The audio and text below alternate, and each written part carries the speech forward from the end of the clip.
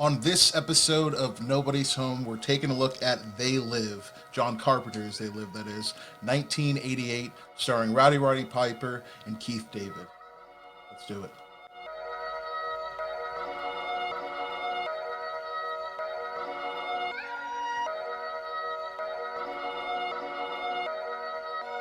Okay, J.A.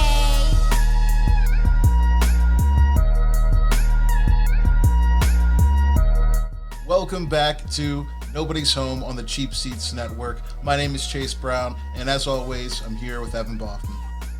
Chase, so glad to be here today, man. We are in the midst of Spooktober, Halloween season here on the Cheap Seats. And you know what? For Nobody's Home, we took a look at 1988's They Live, directed by John Carpenter, starring Roddy Piper.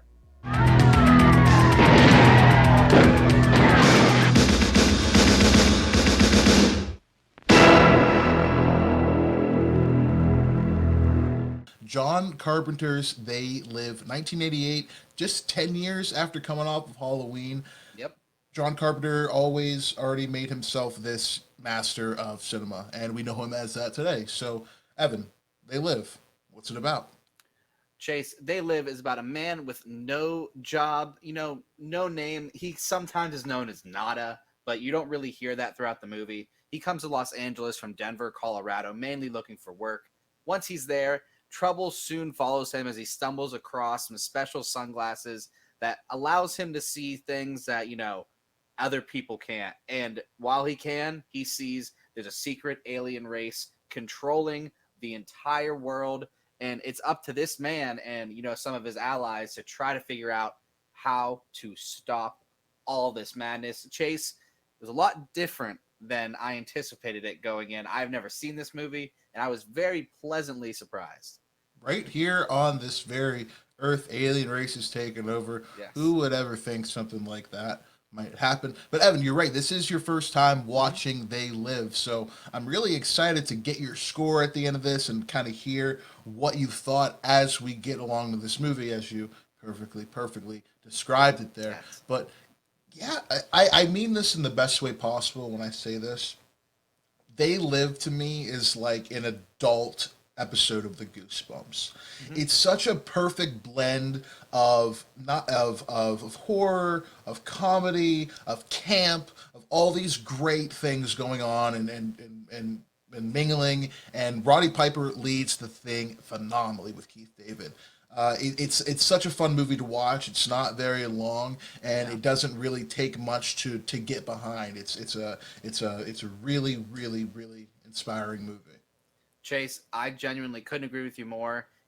Speaking on Roddy Piper, that's what we do here on Nobody's Home. We review movies with wrestlers in them, whatever the connection we can make. And at first in the movie, I thought, he wasn't a lot of speaking for the first, I would say, 30 minutes or so in this role. But when he gets going and he starts hammering in those one-liners, man, it's some of the best work that I've seen from a wrestler. And correct me if I'm wrong, this was his only major movie role, correct? Oh, no. No. Roddy Piper has a pretty sick track record, honestly, as far Really? as movies go. This I did movie not know came that. out in 88. I think 2 years before, maybe, he had his first starring role. It was a movie called Body Slam. Okay. That's not about wrestling, actually. Oh, wow, okay. But he actually led in a lot of movies over the years. I didn't know that. I don't. He has a pretty big film track record. He's led a lot of movies, and actually brought in Evan some of his television show credits. There you go. The Super Mario Brothers show, obviously. It's Always Sunny in Philadelphia. I do remember that one, yes. The Highwaymen, all of these things that Roddy Piper kind of started. RoboCop, Wow. TV series. Well, man, So- call me crazy. I did not know this. Walker, Chase. Texas Ranger. Yeah, I mean, pretty crazy stuff, man. This is something that I didn't know too much before. I think after the first couple times I watched it, because exactly what you're saying is so true. Roddy Piper was so good and so Yes. natural and gave it everything in this role. It's something that we obviously look past as like, this is more than just a wrestler being in a movie. This is Yes. like a good actor leading a good movie. No, absolutely. And you described it as the best way I could put it in saying it's an adult Goosebumps episode. And I think that's something that we both, love about it, is that it's that perfect blend, like you said, of, some horror elements, some uncomfortable elements that, Sure. throw you off guard a little bit, but then the camp, the comedy. There's a surprising amount of funny moments within this movie, honestly. Yeah, there's plenty. And honestly, it made you genuinely like take a step back and think. And that's the thing that I liked most about this movie, is that it was a simple story, but in the end kind of told a bigger message that Sure. I think, Chase, I truthfully think resonates just as good today as it did back then. Sure, man. Like we said, this movie is 30 plus years old, and it has those same elements and Yes. those tones that we look at today, and we're like, that's pretty relevant. I feel that right now, things like that. And, the movie is about someone that we think, that we all feel like that we would relate to. Someone Yes. who, and he says it himself in the movie, he believes in America. You follow the rules, you'll be rewarded, things like that. And I love that. I love the opposition that Keith David is to, where he says, dude, I've had it. I've Yes. put in my time. I'm good, man. I'm like, I don't believe in anything anymore. I got a wife and kids that I can't see because I'm out here working and shit, dude. Like, this isn't it. Yes. And even when we go forward in the movie and we have Roddy Piper discovering that, well, things are happening and all of these things kind of seem to be connected, and he finds out all this information, and then even when he's trying to bring Keith David in on it, he's like, dude, just leave it alone. Like, there's no point in trying to, like, we have to go to work. Yes. Like, tomorrow we have to, like, come back here and live and eat, dude. Like, this is what we're doing. If this isn't, like, if you can't do this, then I can't see eye to eye with you. And I love that. I love that dynamic there. That one of my favorite scenes, the entire movie. I want to say it felt like it was 15 minutes long, but I want to say it was about 5. The fight scene between Keith I David, think it was. It's a long fight scene. Absolutely, Keith David 100%. and Roddy Piper. And not only do you see wrestling moves thrown in there, Yeah. that is probably the most testosterone that I've seen. Like, it was just like, and I think they were both just beat the crap. It's and a then really well choreographed fight. when they went to the hotel after, and they're just like, I need a room, and like they're just beat to crap, man. Again, the movie just did such a good job of telling a very simple story, Yeah. but like you said, in an entertaining way. Yeah, sure. Roddy Piper is a character you root for. Keith David, a character you root for. There are surprising twists in this movie that I didn't see coming, and like I said, my favorite part about the whole thing is it just makes you think. It makes you think about what's going on underneath, what's going on behind the scenes that you don't think about every day. What do we not see? And if we put on some sunglasses, we might be surprised is out there. You're absolutely right. And I wrote the quote down. I wrote the quote. I wrote the quote down. I wrote the quote down, and they are safe as long as they are not discovered. That is their primary method of survival. Keep us alive, or keep us asleep, keep us selfish, keep us sedated. And if that last bit, keep us asleep, keep us selfish, keep us sedated, doesn't mean anything to you, then hey, we're living in different times, because it just, you're right, just so much of it was right on. And I love that you mentioned the fight that they had, because I don't know if you've seen 48 Hours with Eddie Murphy and Nick Nolte, but it reminded me of that fight too, of just like a hard-nosed, like, we're gonna kick the shit out of each other kind of fight. And I loved every minute of it. It was so good. It seemed like every time it seemed like the fight was over, we got another good couple minutes of it, and I love it to pieces. It's great. I truthfully think, after watching They Live, I think this might be one of, if not my favorite portrayal of an alien idea in cinema. And I say that it was such a subversion of the usual trope of, dominance, like aliens coming in and destroying everything.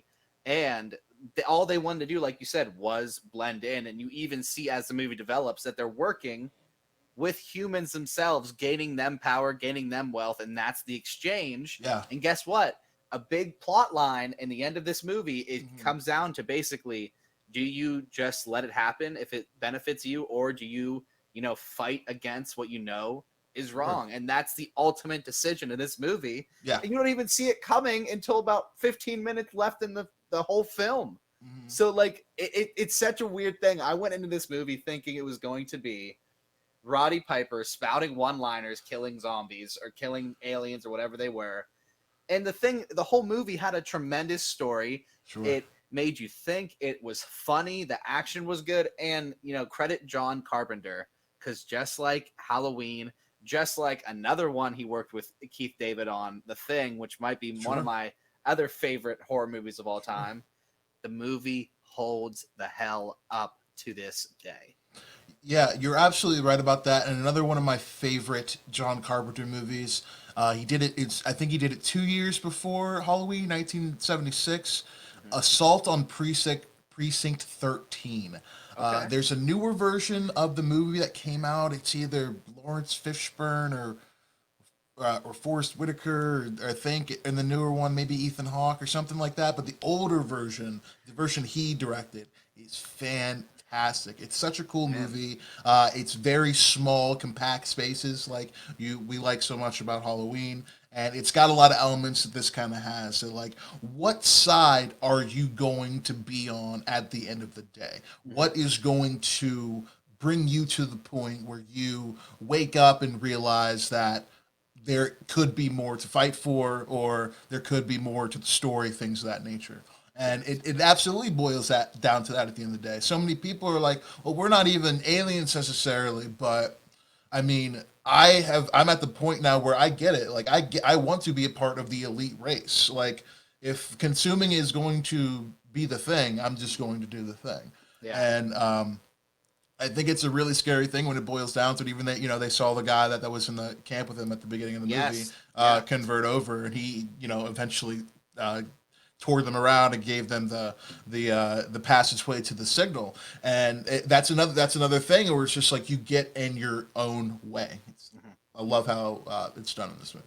And just one more little cherry on top is Meg Foster's character was Holly, and Chase. That twist, literally, it came out of nowhere for me. So to give some background, talk about blue eyes too. Oh my goodness, that was another beautiful eyes for Meg Foster. But Roddy Piper basically kidnaps her to get away from the initial chase, and then she gets away, knocks him out a window, calls the police. But then the sunglasses were left behind, and they meet up again at the resistance meeting. Yeah, that they're all at. They know. But they get separated. They meet back up at the news station where she just happens to work. Yeah. And then on their way up to the signal, she ends up actually killing Frank and trying to stop Rowdy Piper's character from destroying the signal and, revealing the aliens to the world. And so he then has to make the choice too. He's fallen for this girl, but now she's also like the guy from the camp. Right. Hey man, just take it. Just let him be. We're better off this way. We can just go. Can't interfere with it, she says, yes, or whatever. Yeah. Yes, and you can't beat it, right? She says there are too many of them now. They control everything. You can't beat it. Well, guess what? He doesn't care. He shoots her, takes out the signal, and truthfully, one last middle finger he gives. I love that. I love that. And truthfully, one of the best, I think, movies ending to a movie that I've seen is just the shots around the world of the aliens getting revealed. And so great. I don't want to spoil them for the audience at home because there are genuinely a couple really funny ones that I think you guys should just go watch because it's this movie, man. I gave it tons of praise. I love They Live, Chase. I love it too, and hopefully this conversation inspires you guys, if you haven't seen They Live, maybe to go out there and see it, because I'm sure that you recognize some images and things of that nature from the movie, and different things, and probably different plot points, obviously quotes. I've come here to chew bubblegum and kick ass, I'm all out of bubblegum. Things from this movie, and it's such a familiar movie, and it's not very long. It's an hour and a half, maybe a little longer. It's perfect. So why don't we get down to it, Evan? Why don't we just grade this thing, man? No, I'd What did love you take away from, They Live? What are you gonna go ahead and give it as far as seats? Chase, you know what, man? I'm gonna give They Live 4.5 out of 5 seats, man. I'm telling you, man, I love this movie. It was like it gave you the heebie-jeebies at points. It made Yes. you think. It was funny. The action was there. You were engaged with this movie the entire time. And not only does it hold up as far as message concerned, but practical effects, man. Come on, like that makeup work. That still is like it was obviously wasn't the creepiest thing that we've ever seen, but Right. it was an original portrayal. I've never seen aliens depicted that way, and it looked freaking amazing. Sure. So 4.5 out of 5 seats. Evan, we've had a couple of different scores over the past couple of weeks, but this week, right on brand, brother, I'm giving it 4.5 seats out of 5 seats. They Live is an awesome movie. I love to watch it any time of the year, really. It's such a good movie. It really does make you think, and it's a whole lot of fun. Love this movie. Hopefully, you guys love it too. Tell us about your feelings about They Live. If you haven't seen it, go watch it and let us know. Absolutely, Chase. I believe They Live is now that might be the highest ranking movie we've reviewed so far on I average for think us. 4.5, so. I four and a think half for both of so. us. So I that's pretty think cool. so. Very good. Yeah, I mean, you guys got to check this one out. If you're going to check any of them out, it should be this one. If you're going to watch 12 rounds, you might as Yes. well watch They Live. Yes, agreed. If you're gonna go through that, definitely go through this a little bit easier. But Chase, we got a lot more coming up, and if you don't mind, I would like to get into it a little bit. Take it. Yes. Take it. Well, guys, it's Spooktober, so here on Nobody's Home, we are going to continue watching scary movies, and this one has a special place for me personally because this one came out on May 19th. Your boy's Evan Boffman's birthday. We're talking See No Evil, starring Glenn Jacobs, mayor of Knox County, Tennessee, also known as the devil's favorite demon, Cain. Okay, Chase, See No Evil. That's What absolutely we're watching. right. We're watching See No Evil next. I cannot wait to go back and see this movie. I feel like I haven't seen it since its original release, maybe a couple of years after. I want to inject this into my veins. Yes, I am so excited for this one, Chase.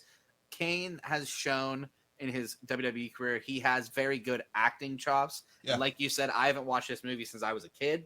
Sure. So I'm excited to see what it's like now, man. I remember a couple of things, but nothing too particular. So I'm going in pretty fresh. Yeah. I think like the biggest thing I remember, I think, is that it takes place at a halfway house. Yes. I feel like that's like the big thing. So I'm excited to see what this is about, and we might even bring on a guest for that one. So stay tuned Yes, to please, see guys. what kind of things go on there. Absolutely stay tuned for that. And that's not all we have, though, Chase. There's There is more. even more. There's And more. yes, there is more. And I wanted to take this one personally because your boy is doing his first hosting duties along with our good friend. You've seen her before around here. Who? Bella Spadafora is co-hosting with Evan Boffman. And who is competing, you ask? No. Well, we have two new competitors. We have Mr. Neil Roman taking on none other than my friend right here, Chase Brown, Wow. in his debut match versus Neil in his debut match. Guys, you got to check this one out. We are doing Scream movie trivia. That is right, ladies and gentlemen. Scream is coming to Cheap Seats movie trivia. Chase, you're stepping into the ring. How you feeling about it? I'm excited to step into the ring.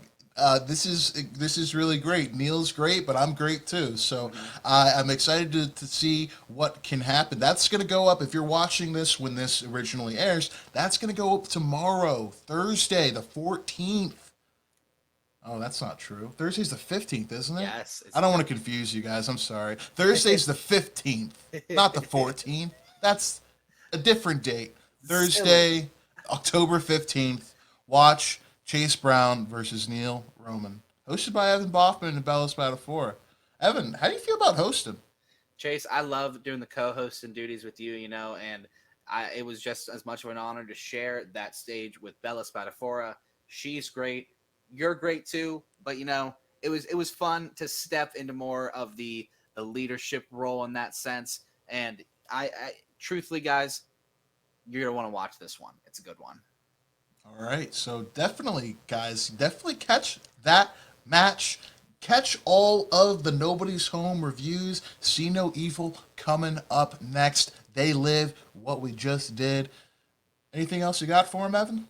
Just that, guys, please like, please share, please subscribe, keep listening. Tell us what you want us to review next. Do you have any Halloween centered movies that you guys want to see us take a look at? Even if they don't have a wrestler involved, please still leave that comment. Still let us know. And if enough, gets enough likes, gets enough shares, we'll check it out for sure. No worries on this end, but we love you guys. This is why we do it. We do it so we can produce good content with our friends that you guys can enjoy.